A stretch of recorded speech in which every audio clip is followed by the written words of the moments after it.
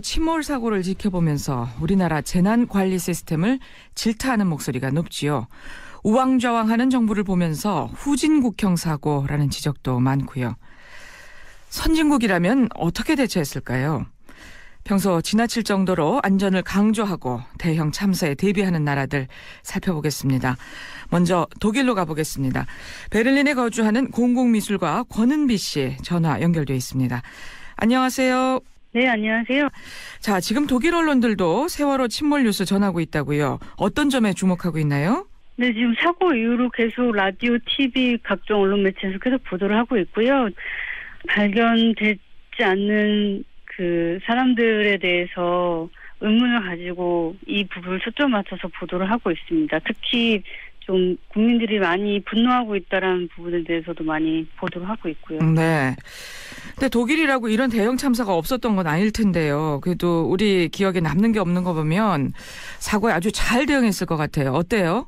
이곳 역시도 사고에 대해서 굉장히 많은 두려움을 가지고 있는데요. 특히나 지난 1988년에 S세대 열차 사고가 크게 벌어졌었거든요. 총 101명이 사망한 참사였습니다. 네. 그때 당시 이후에 열차 사고에 대한 좀 사람들의 각인이 확실히 되었고 세계 2차 대제대전 이후로 가장 심각한 재난이라고 말할 정도였기 때문에 그 이후에 시민들을 비롯한 각종 재난 사고에 대한 준비가 많이 되었던 걸로 알고 있습니다. 아, 열차 사고 이후에 재난에 네. 대해서 사회적인 경각심이 아주 높아졌군요.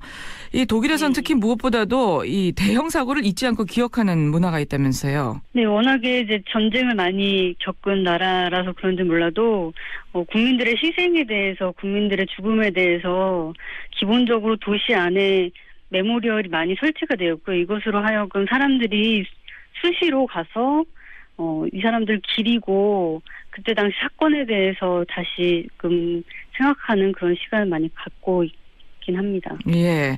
이 추모식 같은 경우도 매년 열린다고요? 작년 같은 경우는 특히나 지난번에 좀 전에도 말씀드렸던 그 S세대 열차 사고 관련해서 큰 추모식이 열렸고 다시 한번 이것에 대해서 독일 국영철도 대표가 참석해서 공식적인 사과를 했었습니다. 아, 국영철도 대표가 다시 한번 사과를 했다.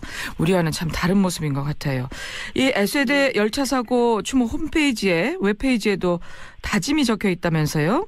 네, 그 S세대 열차 사고 관련한 내용을 기본적으로 정보가 모두 다 기록이 다 되어 있는 상태고 거기에 좀 강하게 우리가 지켜야 될 것을 적어놨는데요. 그중에 하나가 반드시 기억할 것 그리고 절대 잊지 말 것이라는 문구가 적혀 있습니다. 아무래도 사람들은 시간이 지나면 과거에 대해서 잊게 되기 때문에 이것에 대한 어떤 다시 한번 다짐이라고 할 수 있을 것 같습니다. 예. 지금 이 사고 기억하는 것뿐만이 아니라 특히나 독일 특히 베를린 같은 경우도 열차가 많이 운행을 하는데요. 겉빛하면 차량 점검으로 지연이 되는 경우가 많습니다. 그래서 사고에 대해서 미리 예방하는 차원에서 차량 점검 및 이런 그 기차가 지연되는 것과 관련해서 시민들은 불편함이 참 많다라고 토론을 하지만 그럼에도 불구하고 지난 2008년에 또 한 번 열차 사고가 났었거든요. 그때 당시에 40분 만에 승객이 모두 빠져나왔고 물론 희생자는 단 한 명도 없었고요. 그래서 이것에 대해서 어쨌든 지난 과오를 좀 더 만회할 수 있는 그런 기간으로 그동안 참고 있지 않았나라는 것을 좀 알 수 있는 상황입니다. 예. 자, 끝으로요. 우리 정부가 국가 재난관리 시스템 재정비할 때 어떤 점에 초점을 좀 맞췄으면 하세요? 왜 초반 대응이 늦었는가. 그리고 국민들은 왜 이렇게 실행될 수밖에 없었는가에 대해서 많이 얘기를 하고 있습니다. 그래서 사실상 많은 매뉴얼들이 전문가분들에서 만들어지고 있곤 하지만 평범한 분들이 어떻게 자신의 목숨을 지킬 수 있는지에 대한 어렸을 때부터의 교육이 전 무엇보다 중요하다고 생각을 하고요. 지금 삼풍백화점에 대해서도 많이 비교가 되고 있는데 삼풍백화점 인근의 어떤 그때 사고에 대해서 기억할 수 있는 것들이 아무것도 없습니다. 다시 좀 기억을 할 수 있는 시간이 그리고 일상적으로 안전에 대해서 사람들이 좀 잘 기억하고 대처할 수 있는 여러 가지 인포메이션이 잘 정리가 돼야 된다고 생각을 합니다. 자, 반드시 기억하자, 잊지 말자, 그리고 안전교육 정말 중요하다 이런 말씀인 것 같습니다. 오늘 말씀 잘 들었습니다. 고맙습니다. 네, 감사합니다. 지금까지 베를린에 거주하는 공공미술가 권은비 씨였습니다. 계속해서 이번에는 영국으로 가보겠습니다. 영국 투명성 기구 김성수 연구원 전화로 만나보겠습니다. 안녕하세요. 예, 안녕하세요. 예. 자, 지금 영국 언론들도 세월호 침몰 사고를 주요 뉴스로 다루고 있다고요? 예, 그 BBC에서 헤드라인으로 거의 실시간으로 보도가 되고 있습니다. 네, 어떤 점에 주로 초점을 맞추고 있어요? 그러니까 유가족들 그 상황이라든가 반응을 보여주고요. 또 이제 유가족들이 청와대를 행진하는 그 장면을 다루면서요. 그러니까 정부가 이렇게 과잉 반응하지 않나 그런 뉴스도 있고요. 또 이제 그 사건이 났을 때 이렇게 정부 반응이 느리냐, 뭐 이런 반응도 있고, 특별히 이제 여기가 그 섬나라니까 예. 그 선장이 먼저 탈출한 거에 대해서 도저히 이해할 수가 없다. 뭐 그런 것도 많이 나옵니다. 도저히 이해할 수가 없다. 이런 보도에 영국인들 반응은 어떤가요? 그 처음 뉴스를 듣고 이제 노스코리아인 줄 알았다는 사람도 있습니다. 그 이유는 이제 한국 하면은 이제 보통 굉장히 하이테크고 굉장히 발달한 나라로 생각을 하는데 그 초기 대응이 너무나 이렇게 미숙하고 느려서 이게 북한 아닌가 뭐 그런 반응도 나왔습니다. 예. 그러니까 설마 대한민국 사우스코리아가 이 정도 수준일 수 있느냐 뭐 이런 얘기네요. 예. 예, 맞습니다. 우리가 졸지에 지금 북한같이 아주 뒤처진 나라가 돼버렸어요. 자, 예, 김성수, 그렇죠. 예, 김성수 연구원도 많이 놀라셨을 텐데요. 이번에 그 세월호 침몰로 특히 수학여행 떠났던 학생들의 희생이 크지 않았습니까? 영국이라면 어땠을까요? 예, 특별히 이제 영국 사람들은 그 학생들이라든가 사회적 약자에 대해서 굉장히 안전 문제에 관심이 많은데요. 제 처가 이제 학교 교사를 하는데 그 교사 시험에 이제 이런 문제가 나옵니다. 예를 들면 이제 그 학생들 20명이 내일 야외 활동을 하기로 했는데 근데 교사가 학교에 출근해 보니까 학생이 20명인데 야외용 그 조끼가 10개밖에 없다. 그럼 어떻게 하겠느냐라는 문제가 나오거든요. 예. 근데 이제 원래 객관식인데 주관식으로 답을 간단히 한다면 예. 그 야외 활동 아예 취소한다. 뭐 그런 게 답입니다. 그러니까 안전이 확보되지 않으면 아예 행사 자체를 안 한다. 뭐 그럴 정도로 우리가 보기엔 고지식할 정도로 상당히 그 안전에 대해서 민감하다고 얘기할 수 있을 것 같습니다. 그러니까 이런 문제가 교사 시험에 있다는 말씀이에요?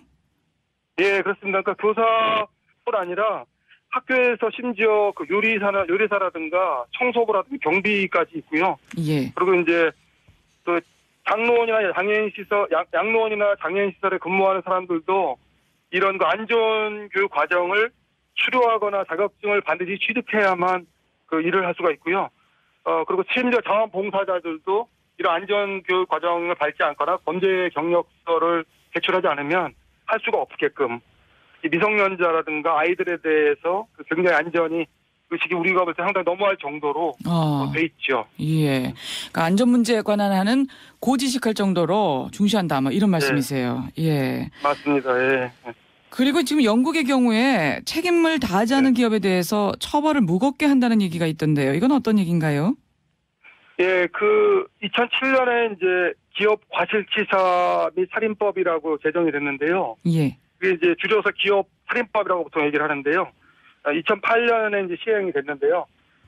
줄여서 얘기하면 산재한 기업에 대해서 형사적인 책임을 묻겠다. 뭐 이런 겁니다. 예를 들면 이제 이번에 우리 그 세월호처럼 네.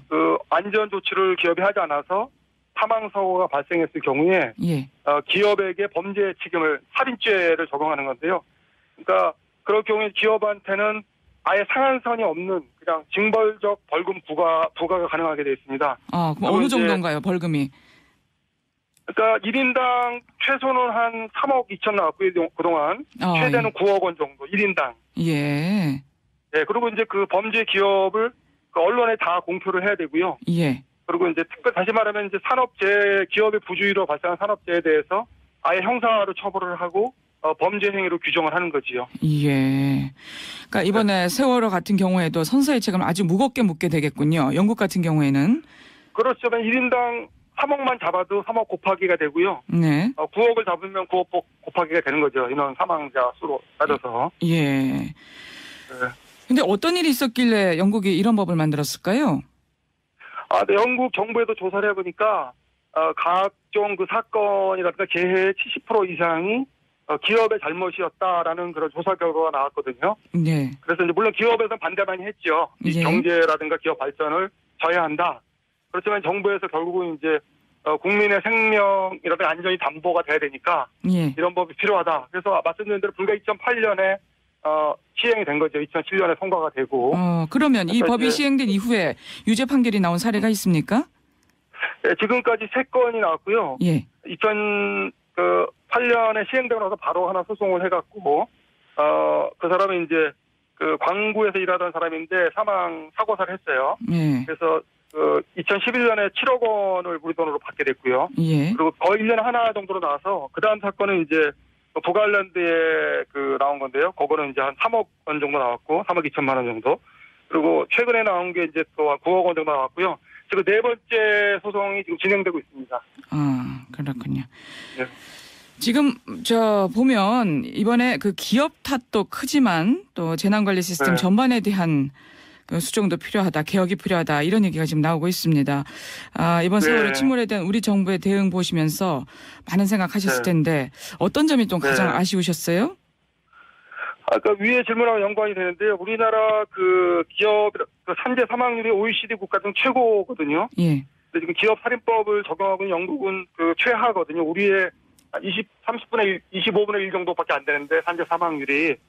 그런 원인이 뭐냐면 그런 산재 사망을 일으킨 기업에 대해서 정부에서 그냥 아주 사정을 봐주는 게 아니라 아주 강력하게 제재를 가하거든요. 기업이 거의 문을 닫을 정도로. 근데 그 정도로 하지 않으면 사실은 국민의 생명이라든가 안전이 담보될 수가 없는 거죠.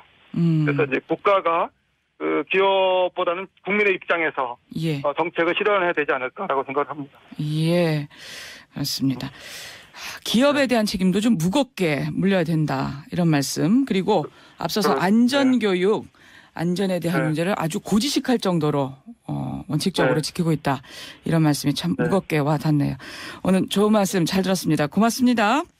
예, 감사합니다. 지금까지 영국 투명성 기구 김성수 연구원과 말씀 나눠봤습니다.